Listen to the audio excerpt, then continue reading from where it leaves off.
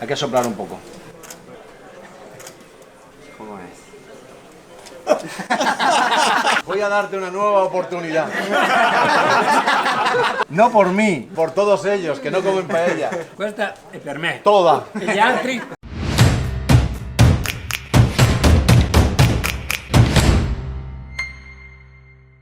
Lo sapete cos'è Improsit? Prendete un centinaio di chef da tutto il mondo e portateli a Udine. Non solo i cartonati, in carne ed ossa. È un evento che si tiene a Udine tutti gli anni. Parliamo di circa un centinaio di chef, ma in realtà non sono solo i migliori chef, sono anche i migliori barman, i migliori pasticceri, giornalisti e appassionati di cibo da tutto il mondo. Le cucine di Udine vengono invase da chef italiani ed esteri di calibro pazzesco che fanno cene a 4 mani. Per un totale di circa 50 cene spalmate nell'arco di questi 5 giorni. Come dite, non ne sapevate nulla? Ve lo potete segnare in agenda per il prossimo anno. Challenge, 4 sere, un centinaio di chef. 2 gambe, 2 stomaci e l'impossibilità di sdoppiarsi. Quante cene riusciremo a fare? Quanti piatti riusciremo a mangiare? Visto che stanno qui dietro, andiamo a salutare 2 vecchie conoscenze del canale. Chiara Pavan e Francesco Brutto. Noi entriamo al ristorante rigorosamente chiuso. Eh sì, siamo un po' in anticipo. Contenitori per paelle di una certa dimensione. Andiamo in cucina a vedere se sono già partite le preparazioni per questa sera. Dovrebbero esserci dei personaggi di nostra ma anche di vostra conoscenza. Permesso. Chiara Pavan, forse vi ricorderete di lei per video come quello del Venista, del Granchio Blu. C'è anche Francesco che sembra passare di qua per caso, in realtà, come potete notare. Ma pare che dovrebbe lavorare anche lui stasera, Ma quindi il vostro ruolo qual è? Spiegato. Fare gli stalker. Esatto. E si è comprato quella roba, non so neanche come definirla. Noi quando diciamo che siamo influencer veri, invece di imparare a cucinare da Chiara e Francesco, sono loro che prendono spunto. Io proprio no, lui si è comprato un drone. Francesco sta per abbandonare la sua carriera da chef per buttarsi in qualcosa relativo al tè. Adesso scopriamo cosa, sulla base di cosa sta andando a montare. Tra l'altro io declino ogni responsabilità per averti insegnato qualsiasi cosa che non ti ho insegnato. Allora lasciamo qua i ragazzi a proseguire con le loro faccende. Mi raccomando Francesco, aiuta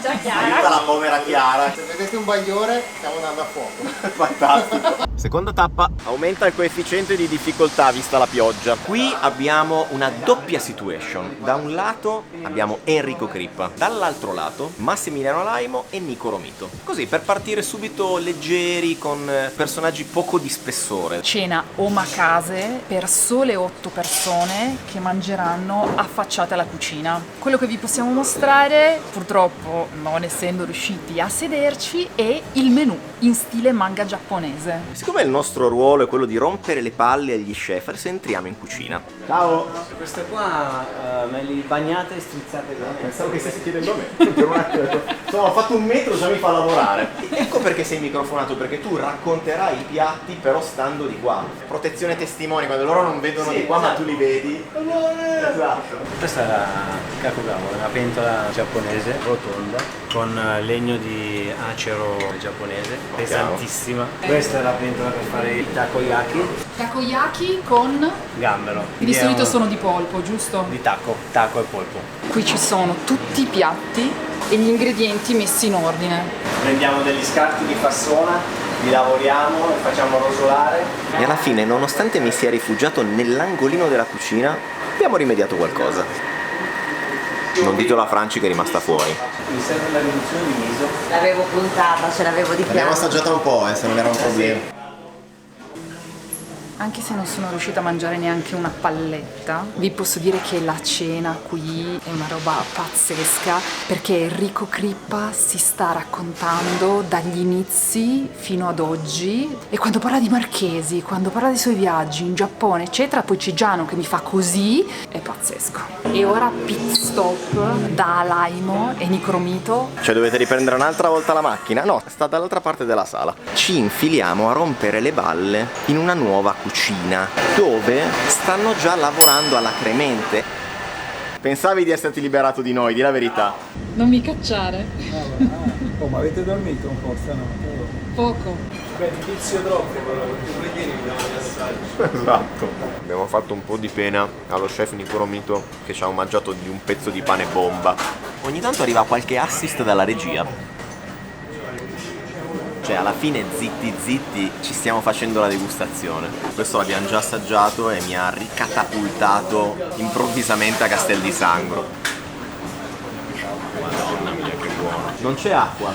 È un brodo di sedano, dorato e cipolla. Ha la densità dell'acqua ma non sembra... È un'evoluzione del brodo del cedano. Non è un brodo. Questo ammetto che era un po' che gli facevo la corte e speravo vivamente che me lo allungassero. Patata, crema di storione e caviale. Buonissimo, grazie mille. Dietro questi piatti che vi sembrano semplicissimi c'è una complessità tale che io stesso nel momento in cui li commento allo chef mi faccio una figuraccia perché non ho capito che ingredienti ci sono dentro. È veramente incredibile. In tutti questi anni io ho sempre celebrato il gusto acido. Ultimamente stiamo incontrando grandi professionisti che esaltano il gusto dell'amaro, tipo Nico Romito. Ciao chef, facciamo un salto in un'altra cucina. Ciao. Ovviamente qui la cena non è ancora finita, ma noi dobbiamo scappare per farvene vedere un'altra, quindi tappa numero 3. 4, 3 e meno male che ha smesso di piovere. Avete voglia di un po' di Colombia, ragazzi? Due vorrebbero dare fastidio, venite pure.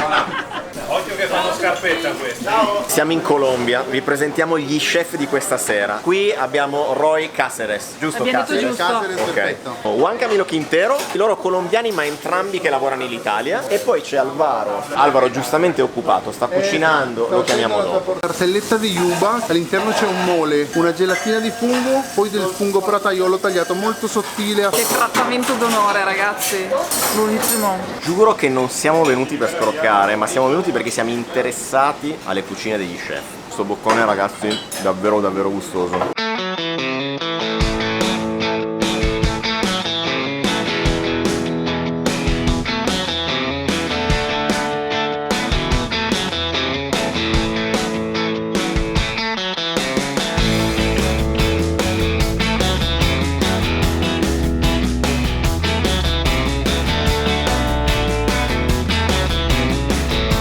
In questo caso la cucina è veramente piccola rispetto alle altre che abbiamo visto prima, quindi qua una nota di merito perché sono in tanti. Noi rompiamo molto più le palle rispetto a prima perché qua c'è molto meno spazio. Allora è un dentice al vapore con dell'anguilla affumicata saltata con un burro al tabacco a completare la salsa fatta con le lische del pesce e come non può mancare nella costa pacifica colombiana un po' di latte di coco. Allora non avevo mai fatto una cena stando negli angolini delle cucine cercando di dare meno fastidio possibile, ma dando comunque fastidio. E che cena, ragazzi. Devo dire il nostro è un menù degustazione atipico perché stiamo mixando 1 o 2 piatti per ogni cena. Adoro. Sono dei ravioli d'ostrica che mantechiamo con un grasso d'anatra affumicato, un battuto di peperoncino e zenzero e li serviamo con una salsa fatta con un estratto di dragoncello e cetriolo fresco. È delizioso, piccantino giusto, anche se già non sta continuando a tossire dietro la camera.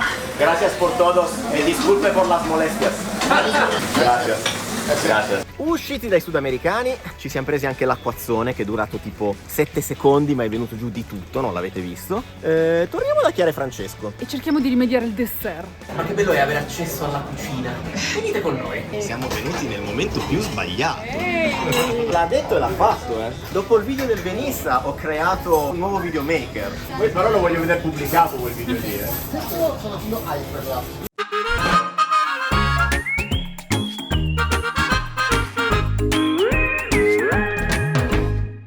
Mushroom mante, Ok. like your raviola, and underneath is a cream of mushroom and vegetables. Then we make a foam from the stock of the mushroom, and the layer on top is the cream of mushrooms itself. So everything is mushroom. Nell'attesa del dessert assaggiamo il piatto di Maksoud Asghar che sta cucinando insieme a Chiara e Francesco. Credo di avertelo mangiato tutto. Vorrà dire che io mi finirò il dolce. Le mele cotogne dell'albero di Venissa. albero? Sì. Creme carme di mela cotogna, aceto di petali di fiore di rosa canina, C'è un disturbatore nel frattempo. fiori di mandorle e una craquelin alle spezie, vero? Ce l'ha detta come se fosse interrogato. Fine del giorno 1. C'è stato anche un succulento after party con open bar che noi vi abbiamo fatto vedere. Passiamo al giorno 2. Buongiorno ragazzi e benvenuti in questa splendida seconda giornata qui a Udine. Le Fucine Brasserie potrebbe essere chiuso al momento del tuo arrivo. Non per noi, caro Google. In sostanza, gli chef locali qui a Udine imprestano le proprie cucine a chef da tutto il mondo. Siamo tornati alle fucine. Chi va in scena oggi? Andrea Berton e Floriano Pellegrino e Pablo Rivero da Buenos Aires con Moreno Cedroni. Allora, numero 1. Noi come al solito siamo arrivati presto, ma Chef Cedroni è già sul pezzo. Tanto ti voglio dire che 4 persone in mezzo al tavolo riceveranno questa. Poi avrà una cottura al forno a temperatura molto alta per poco tempo. E queste sono teste di ricciola che sono Sì, state guarda, marinate con soia e zenzero e poi guarda c'è il collare. Questa la spolpiamo, la impiattiamo. Va. Però sai, stasera è una cena più di sentimento, di impulso. Il cliente si deve anche sporcare un po' le mani. Per me stasera già solo il fatto che ci sia il barbecue sono già una decina di punti in più, ragazzi. Momento briefing, brigata Floriano Pellegrino e Andrea Berton. Buonasera a tutti, grazie di essere qua. Prepariamo bene il fucking servizio. Usciremo con il cono di alga nori con salmone marinato. Quando loro cominciano a sparecchiare, noi siamo già pronti col secondo, sparecchiano e andiamo. Noi salutiamo da Bros, salutiamo da Bros, anche chi mi segue lo sa. Buon servizio. Buon servizio. È sempre bello ascoltare il briefing, fosse per me farei un video solo di briefing. Tutto bene? Buenas. Signores della BBC. Ragazzi, siamo in cucina con lo chef Pablo Rivero che adesso ci fa vedere un po' di cose. Cosa è questo? Moshe. Ah, l'animella! Wow, Quella argentina, arriva un profumo da questa animella argentina, ragazzi. Cioè, ma che accoppiata pazzesca è Moreno Cedroni e Pablo Rivero. Alla parriglia. Andiamo a fare un'incursione con Chef Berton dall'altra parte per vedere, carpire i segreti. Lavorano mica come noi. No, ma fighissimo il molare. Se andate a mangiare da Bros, può essere che vi servano un piatto su un molare. Questo perché noi serviamo un raviolo di zucchero filato e le mamme dicevano sempre non comprarlo alle feste che si cariano i denti. E noi abbiamo fatto un dente. Lo sai quanti dentisti me l'hanno chiesto? Veramente? Sì, da mettere nei loro uffici. Devi sentire? Quanti ne hai fatti anche? Ci siamo, il diavolo e l'acqua santa. Qui stiamo tostando una smodata quantità di risotto. Ragazzi, sembra fatto da cuochi veri. Paolo, non sentirti osservato, mangia sereno. No, senza pressione. Visto che quando sarà il momento del dolce probabilmente saremo andati via, perché non assaggiarlo adesso? Vai Andrea Tortora. Questo non lo mangi in ginocchio, Paolo, come... No, questo l'ho mangiato piangendo un attimo fa. Io ho già mangiato, questo è per uno di voi. Come è fatto questo pane? Segale fermentata, preferimento di segale e 100% segale. L'unica cosa più buona del burro è il burro al burro. Questo credo. Burro al fugo, esatto. Ecco perché sentivo questa spinta. Ho fatto il bis. C'è il cappello, ma non è...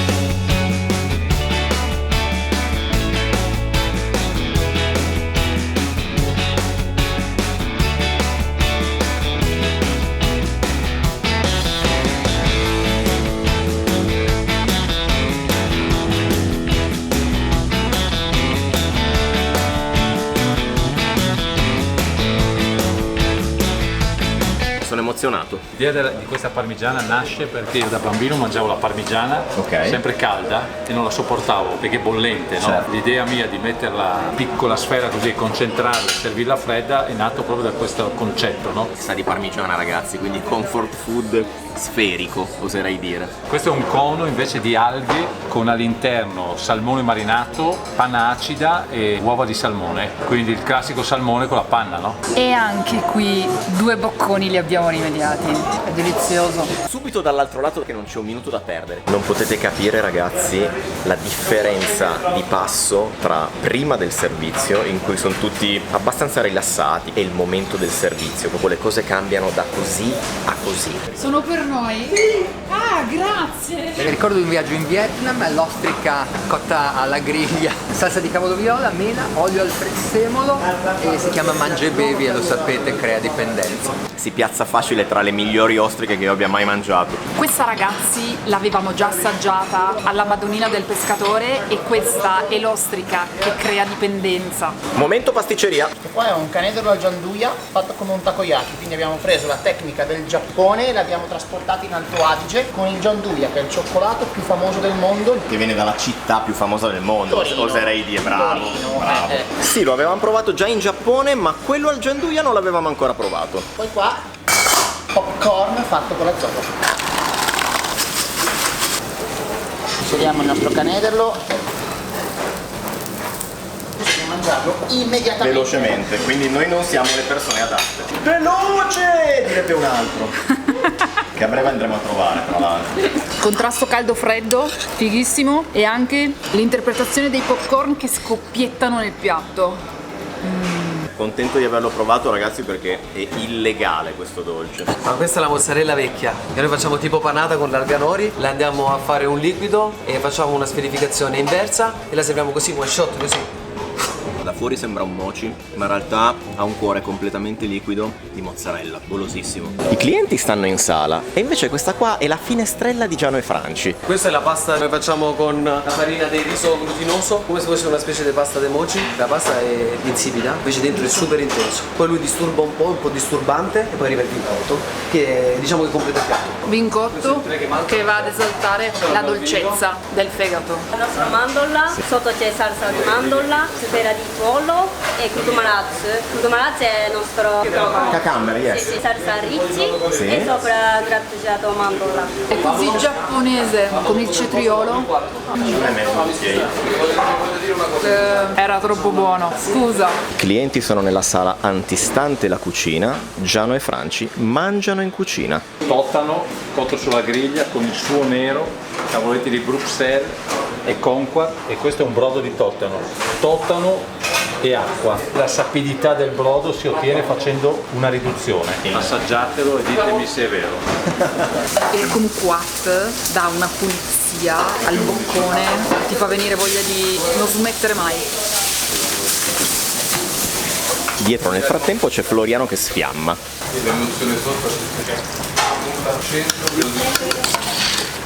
Questo è del dragoncello fresco.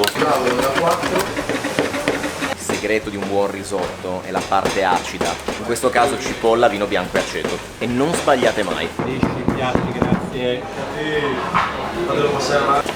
Risotto, dragoncello fieno, questa è una riduzione di brodo di fieno, la polvere di fieno, sotto il riso c'è del ribes fresco che dà acidità al piatto. Il piatto è bollente. Se non brucia non è buono. Buonissimo. Croccante, al dente, acido, aromatico. Ragazzi, grazie, noi scappiamo. Grazie a voi. Siete stati dei grandi, grazie Floriano. Grazie. E ora, più veloci della luce, da Cracco e Quiche da Costa. Con sta pioggia e con sto vento siamo tornati al Vitello d'Oro. Questa sera va in scena Quiche da Costa, non so se ve lo ricordate, e Carlo Cracco, non so se ve lo ricordate. All'ingresso, pronti via come benvenuto, c'è un trionfo di tarte de queso. Guardare. Ma non toccare. Hola chef, tutto bien? Mi assustaste. Alle nostre spalle ci sono questi 3 padelloni giganti dove verrà fatta la paella, che è il motivo per cui siamo venuti a cucinare lo chef Quiche da Costa. A breve arriva anche Carlo Cracco. Cercheremo di assaggiare un piatto per voi. Non con voi, per voi. La paella valenciana tradicional. Auténtica tradicional. Conejo, pollo, garrafón, judía, pimentón, azafrán. Hay 3 variedades de arroz en Adeo, Valencia. El bomba es uno, el bombón y el albufera. Vamos a hacer con el bomba por petición del jefe. Porque no puede ser el violón enano, arborio, no porque no sea bueno, es que no vale para la paella. Quindi ci vuole un riso poco amidaceo, altrimenti fa la cremina e non è l'obiettivo della paella. Il riso della paella deve appiccicarsi sul fondo della padella, non è sbagliato, non è bruciato, è bruciacchiato. È la reazione di Maillard. Salmerino in crosta di Carlo. In crosta di Carlo Cracco. Cioè nel senso... In crosta di Carlo proprio, intorno c'è una crosta di Cracco. Un bocconcino sobrio. Grazie Paolo. Prego ragazzi. Il salmerino in crosta buonissimo che abbiamo rubato dal piatto di Paolo e di chef Cracco. E la prima padella è andata. A guardare con più attenzione non è proprio andata, potrei quasi recuperarmi un piatto. Se Claudio va di cucchiaio, vado anch'io di cucchiaio. Ah, che soddisfazione. Col cucchiaio di legno, che sennò si rovina la padella. No, non è vero. ferro. Giustamente quando dico una minchiata vengo subito smentito. Untina, croccantina, non troppo salata perché le paelle un attimo che vadano su di sale. Vi abbiamo fatto vedere la tarta de queso di La Vigna, adesso vi facciamo vedere la tarta de queso di Quique da Costa. Non ho fatto in tempo a finire la frase che Franci ha già una tarta de queso in mano. Soy la primera. Quali sono los ingredientes? Queso. Queso. Non ci siamo riusciti ragazzi, ci abbiamo Ho provato ragazzi. Un segreto che sabe migliaia di persone. Che stanno in 1000, ok. Tranne noi e tranne voi tra l'altro. La punta è la parte più buona perché quella un po' meno cotta, un po' più colosa, sta guardando tutta la stanza perché io sono la prima ad averla ricevuta. Conquistato il dessert, direi che la giornata di oggi è degnamente conclusa. Vediamo domani mattina. E quindi benvenuti nel terzo giorno di Emprosit. Prendiamo un aereo virtuale, andiamo in Sud America. Stasera ragazzi, Mattias Perdomo e Pablo Rivero. Abbiamo voglia di un po' di carnazza? Hola chef. Ciao. Da che ora è che sei qua ad appendere? Allora, questa come una capra abbastanza grande l'abbiamo appesa alle 2. L'abbiamo sigillata prima e adesso sta lì andando. Dopo facciamo 2 piatti da dentro la cucina sempre alla brace. Invece Paolo e Guido stanno mettendo la tipica carne l'asado sulla croce. È un rational sudamericano questo, siamo a 60 gradi, 70. Fiamme dell'inferno, esercito di salsicce. Ma soprattutto, questa è la situazione più interessante ragazzi. Son vacíos a la cruz, okay. Que hemos traído de Argentina. Es un método tradicional en el que se cocinan este tipo de cortes, que son cortes que más bien comen la gente argentina tradicionalmente porque son cortes de segunda categoría, con músculos más tensos, con más fibras. Entonces se hacen la llama, fuego lento, durante 4 horas. Es la manera clásica que el gaucho argentino cocinaba su carne cuando estaba en el desierto de la Pampa, ¿no? Cosa la stai spalmando, Mattias? Tutta la crema di cocco e peperoni, un po' per mantenerla sempre bagnata dentro. Certo, così mi emoziona però E dalla cucina del duo Sisti Forapane si è materializzato un piatto per noi, che adesso ci faremo spiegare dagli chef. Ma prima lo mangiamo, che li vedo un po' incasinati. Viene male se lo mordo a metà, non so se sei d'accordo, è super goloso. Posso dare un secondo morso per vedere se ho capito bene il gusto? E allora vorrà dire che la battuta di Federico me la magno io. Non è altro che un taglio di fassona piemontese, siamo nella spalla, viene appunto tagliata grossa perché la sua consistenza ricorda quasi quella del tonno, capri, acciughe, bottarga di muggine, sale e olio. È una bomba perché i pezzi di carne sono belli cicciotti. Te ne lascio metà, va? A Modena faceva la classica torta ripiena con i maccheroni. La domenica era il gesto conviviale. Questo cuoco ferrarese allora ci mise i tortellini. Ho trasformato quest'idea in un portagioie. I tortellini bruciati perché sono un cuoco e bruci i tortellini sono le mie gioie. Chiaro. Quindi il mio portagioie. Angostura per equilibrare tutta la grassezza del piatto. E concentrato di ragù, che è un concentrato di ragù di quinto quarto. Andiamo di scrigno di tortellini modenesi. Ah, wow, super fragile, con i tortellini bruciacchiati. No, vabbè. I tortellini del tortellante sono sempre una certezza. Vi passa il concetto di questa catena di montaggio fatta a modino? Piattino di Mattias Perdomo. Per venire comunque a creare un menù che abbia un filo logico, un senso logico, ho voluto fare un menù di griglia di cacciagione italiana. Ho fatto un'insalata di granchio con la coscia della lepre in confit, filetto della lepre passato alla brace e un gazpacho di pera. Sa un po' di insalata russa, sa un po' di un piatto in conserva fresco che si va a abbinare bene con i piatti che verranno dopo di Paolo e dopo continuiamo con i miei. Ed è arrivato anche il piatto di Mattias Perdomo, altrimenti non me ne andavo. Tra l'altro per mangiarlo ci siamo rinchiusi in pasticceria perché di là rompiamo le scatole più del dovuto secondo me. È vero che sa un po' di insalata russa, che ti ricorda un po' quei sapori lì. Ed è anche vero che me ne devi lasciare metà. A te. Pezzetto di chorizo ardente di Pablo Rivero. Che poi è lui. Ciao Mattias. Ciao ragazzi. Ci vediamo a Milano. Grazie. Alla prossima. I nostri assaggi di carnazza li abbiamo fatti. Giusto per farvi capire l'acqua che ci stiamo prendendo tra una tappa e l'altra, ragazzi. Da 4 giorni a questa parte. Quella là è Franci che corre, speriamo che non si ammazzi.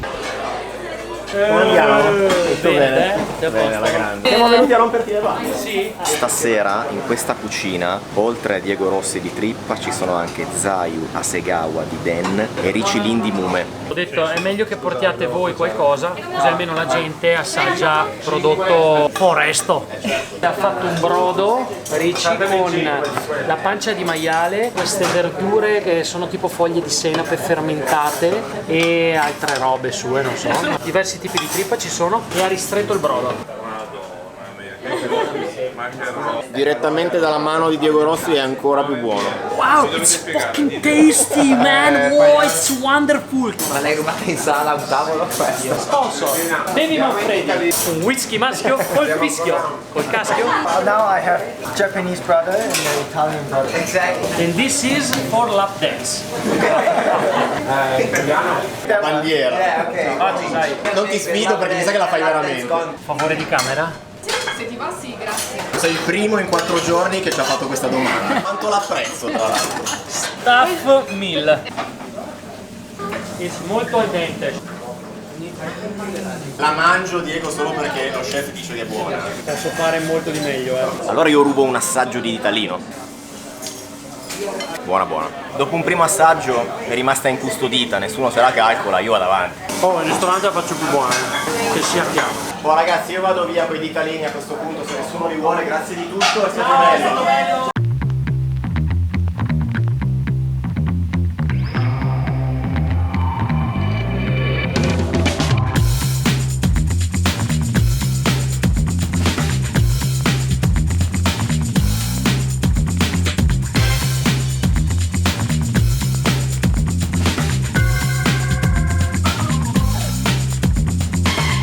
Cioè Andrea, ma non mi hai aspettato?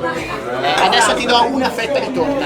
Basta una fettina? Perfetto, è la mia. Chiudiamo in dolcezza. Siamo riusciti a correre fino qua per assaggiare la Saint-Honoré di Andrea Tortora. Oh, guarda, è spuntata una Chiara Pavan. Innanzitutto una bomba, perché già tipo il terzo o il quarto morso, perché Gianni non sa fare i video. Ma si sa che non so fare i video. C'è una chilata di vaniglia. La giornata di oggi si conclude. Ci vediamo domattina. Noi siamo qua perché stiamo facendo la posta a David Muñoz, ma giustamente ci sono anche gli altri chef delle altre cene, tra cui quel signore super cool che sta comparendo. Lui. Hola. Can you take one? Yeah, of course. Che cucinerà una cosa fichissima con il flambadou. Colerà il grasso qui dentro. Non la sappiamo spiegare bene, ma la sapremo riprendere bene. E se vi steste chiedendo, ma chi è che è in grado di mettere insieme tutti questi chef da tutto il mondo? Ve lo facciamo conoscere.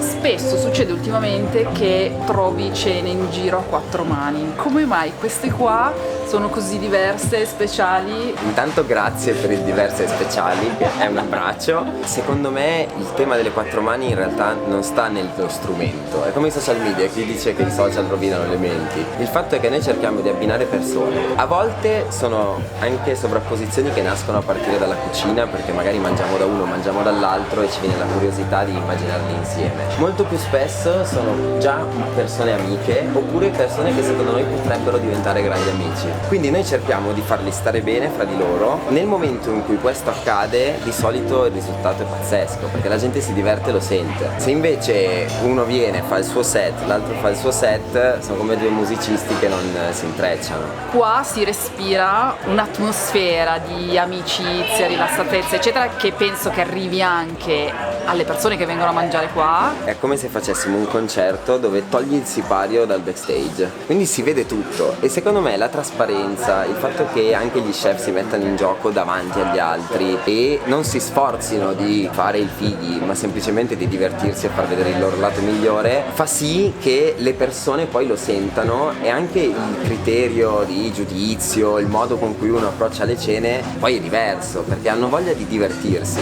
Loro magari abituati nei loro 3 stelle arrivare e dire: è andato tutto bene? Per il pranzo di oggi abbiamo niente poco di meno che David Muñoz. Non avrebbe bisogno di presentazioni, ma giusto per inquadrarvelo parliamo di 3 stelle Michelin e numero 3 nella 50 Best Restaurants. Ma siccome a noi le classifiche piacciono fino a un certo punto, facciamo parlare i suoi piatti. dovremmo essere riusciti a convincere qualcuno ad allungarci qualche piatto. Gasati a 1000. Vediamo se riusciamo a condividervi qualcosa. E mentre da una parte c'è David Muñoz che sta preparando il suo pranzo, all'esterno c'è Nikolaj Tram che sta cominciando a preparare per questa sera. Quanto è un figo, raga. I piatti che assaggeremo saranno i piatti più iconici dei 4 ristoranti di David Muñoz e quindi incominciamo con l'Alapeio Gazpacho. Ci terrei anche a dire che di là ci sono tutti i giornalisti. Io e Franci mangiamo all'aperto. Sarà una veloce successione di espressioni di godimento in escalation. È ancora caldino nonostante gli 87.000 fotografie che abbiamo fatto noi e tutte le persone e tutti gli altri.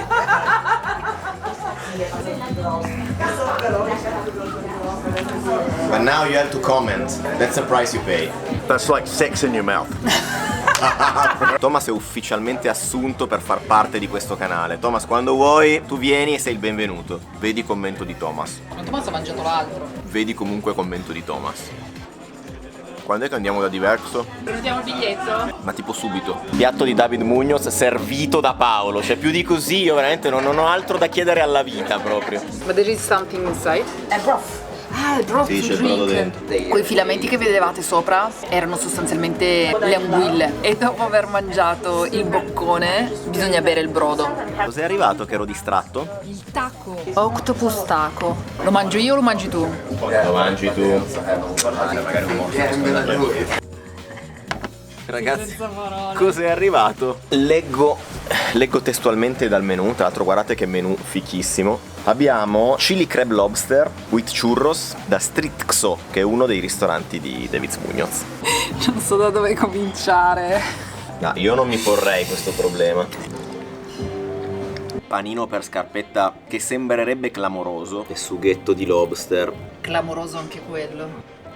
Dobbiamo farvi questa rivelazione. Tutte le volte che vedete inquadrare un piatto, in realtà di fianco voi non lo vedete, ma c'è sempre stato Paolo a fare scarpetta e a pulire i piatti che noi inquadriamo, non è vero? Questo è il vero churros, very professional churros di David Muñoz. Questa sera siamo venuti al ristorante Antica Maddalena perché c'è uno chef di nostra conoscenza, 2 stelle Michelin, che si chiama Giuseppe Iannotti, ed è lui, ma soprattutto c'è un altro chef al cui confronto Giuseppe Iannotti non è nessuno, che è la mamma di Giuseppe Iannotti, che adesso si sta nascondendo, che se non era per la signora Elvira, Giuseppe Iannotti non era Giuseppe Iannotti, Ciao, buonasera. La signora Elvira, e stasera ne vedremo delle belle, ragazzi, in questa cucina. Però è la prima volta che vieni con mamma. Ho voluto fare una volta un workshop sulla parmigiana. La misi sul treno e glielo dissi il venerdì per il sabato. Ma se ci ha appena raccontato che gli hai mandato 5 giapponesi tipo la sera prima per il pranzo.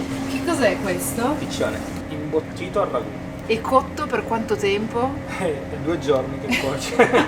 Ovviamente tutti gli ingredienti arrivano dalla cucina di mamma. David venne a fare una puntata del chef. Venne prima a mangiare da me e mamma stava facendo il ragù di piccione per papà. Lui vide questa pentola accanto al fuoco e disse: ma che cos'è lì? E disse: guarda, sarà un ragù. E sul palco della Michelin disse che il miglior pasto della sua vita l'aveva fatto a casa mia, non al mio ristorante. Io volevo morire. Se non ci fossero le mamme, la cucina delle mamme, la cucina delle nonne, non esisterebbero ristoranti stellati, 1, 2, 3, 1000 stelle. Tutto parte da queste persone qua. Peperone imbottito, è semplice. Peperone imbottito. Imbottito di cosa sul Prime? Solo pane. Questa è una roba povera, no? Che buona. Stasera facciamo pancotto con i fagioli, peperone imbottito, un pecorino di un pastore ci ha fatto una forma di 10 kg che usiamo solo in casa, la frittata di patate con la salsiccia dentro, la fresella, un zuppato di insalata di pomodoro, gli alici in tortiera, candele spezzate a mano con il ragù e il piccione imbottito. Wow. E questo è quello che fa la signora. Invece tu cosa prepari?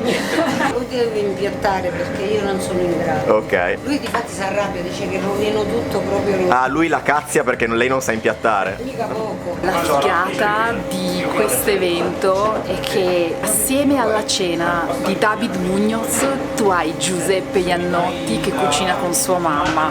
Io volo. Vi siete persi questa scena bellissima che non ho avuto la prontezza di filmare. A un certo punto lo chef Iannotti ha detto: ragazzi, qua nel forno questa cosa a 180 gradi, quanto tempo? I ragazzi si sono girati verso la mamma e la mamma fa: un po'. Ma lasciala stare, non me la toccare. Signora, se vuole mandarlo a stendere può farlo, anche con, anzi meglio con le telecamere accese. Io non rispondo. Quando sta acceso il forno, devo accendere? No, sta acceso. Solo che... basta? No. Scusa. Prego. Questa deve cuocere lentamente, tesoro caro. Giro. Bravissimo, perfetta. Mamma, sono passati 15 minuti. Che dici, guarda? E vedi che biondo. Ok. Questa è la classica insalata di pomodoro rosso. Mettici il naso sopra. Un profumo buonissimo. Allora, la situazione è questa. Chef Iannotti è di là a fare il brief. Ho presentato mamma che è di là, io stasera faccio il figlio. Sua madre è in cucina che gestisce tutto da sola. Questa è l'unica cena di tutta la manifestazione che è all'insegna della cucina casalinga, della cucina di mamma. Ingredienti semplici di casa, preparazioni semplici di casa, impiattamenti semplici come a casa. Bellissimo. Giuseppe, mamma fa i lavori di fatica che gira il pentolone e tu invece mi tagli la frittata. Quelli di precisione. Lei fa quelli di fatica e lui fa quelli di precisione. Lui c'ha le stelle, io no. Questo cosa c'è dentro? Pane, fagioli e rape e basta. Signora, lei conferma? Ha detto giusto? Sì. Ok. Piccantina. Sapore di casa. Non di casa mia che sono di Torino, di casa di Giuseppe, però sempre di casa. Catena di montaggio madre-figlio. Capocollo afferrato al bancone al volo. Il capocollo l'ha curato il papà, Il capocollo è merito del papà. Ho chiesto un pezzettino di frittata, ma mi ha preso un po' in parola. Con la salsiccia tagliata al coltello. La frittata della mamma è sempre la frittata della mamma. Poi, se una mamma stellata, è ancora più buona. Tu lo sai, vero, che in queste sere, se noi invece di entrare in cucina ci fossimo seduti nei ristoranti, avremmo mangiato di meno, probabilmente. Probabilmente. Grazie di tutto e complimenti, Non pensi di essersela cavata perché ci rivedremo a Telese, Ma questa è la mia cucina. Salutiamo anche Giuseppe che se l'è cavata anche lui. Ciao Giuseppe. Ciao, grazie. E tornarono infine alle fucine. Hola chicos, Hola. Estamos en la cocina de España aquí, mucho gusto. Estamos muy cansados. Mira. E io che speravo di parlare italiano stasera, invece no. Ragazzi, non siamo mai entrati e usciti da così tante cucine come in questi 4 giorni, che neanche Diego Rossi, secondo me. Es un calor. Senti qua che cazzo di freddo che è. Siamo venuti a vederti spadellare. Cioè, ma io ho finito. Come hai finito? Ma io apro buste adesso, però è freddo, sembra quasi un'opera. Sai come i giapponesi che mettono i piatti finti? Bravo, quella roba in lì, vetrina. bravo. Ecco, questo qua è un gnocco freddo, con ragù di lepre, fredda anche lei. Ma tutte non capiscono se è caldo o freddo. Ma no, Diciamo che ma sì, ma poi non si vede che è incollato, che sembra che abbia la lacca. E c'è questa fondutta di lodigiano e acquavite di duroni di Capovilla. Grazie. No, paghi, no, grazie. Che bellezza, ragazzi. Allora, io dico solo questo. È più facile mangiare i piatti di Diego Rossi qui a Udine in Prosit che a Milano dove viviamo, perché per prenotare c'è una lista d'attesa che neanche per andare a vedere i Coldplay. E ho detto tutto. E se poteste assaggiare questo piatto capireste anche il motivo. Non è freddo. E quindi è freddo. Com'erano? Sì, ma guardate che fighi che sono. Guarda. Nicolai e Diego sono Lui è uno quello più figo bravo. dell'altro. Nicolai, we have to try the flambadou. Yeah, we're doing that now. Qua praticamente no, con un cucchiaino no, dovresti vuotare un midollo, lo vuoti sopra, te lo condisci e te lo mangi. Vado a condirtelo, No, dai, no. Serviti e riverisco. Non ho controllato se le quantità dei ragazzi dell'alberghiero di Cormons erano giuste, ma... Piatto numero 2. Preparato dai ragazzi dell'alberghiero di Cormons. Famosissimo. Non vi fermate all'apparenza sul fatto che Diego sembra un pirla, perché ha una mano veramente incredibile. Se siete dalle parti di Milano andate a mangiare da lui. Se riuscite. Ah sì, se ci riuscite ovviamente. I wasn't expecting Italy to be this hot. Nicolai Tram, ragazzi, che è quel signore lì che sta spadellando brace rovente, ha un ristorante, una stella Michelin a largo di Göteborg, nel senso che sta un po' in mezzo al nulla, in una casetta, un posto fichissimo, e si chiama Knista Forse, se lo dico giusto, e sarebbe davvero figo andarci. Siamo tornati qui stasera per il flambadou, che è quell'aggeggio lì che al momento si sta scaldando nel fuoco.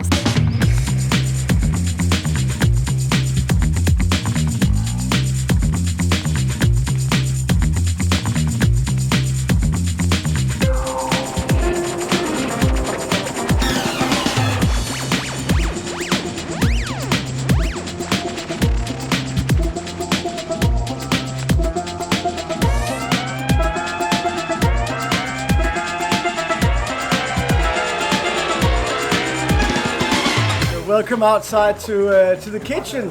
Now you've spent 5 days in Eindhoven eating and drinking. And the most important thing is the company that you're in. So just take a few moments and enjoy each other's presence and push all the problems aside. In these boxes we have a traditional Danish Christmas cookie. And then inside you're going to find a little bit of pickled gooseberries. And we're going to do that in a traditional French medieval way, a technique called flambadou. And here we're just adding a little bit of bone marrow to it.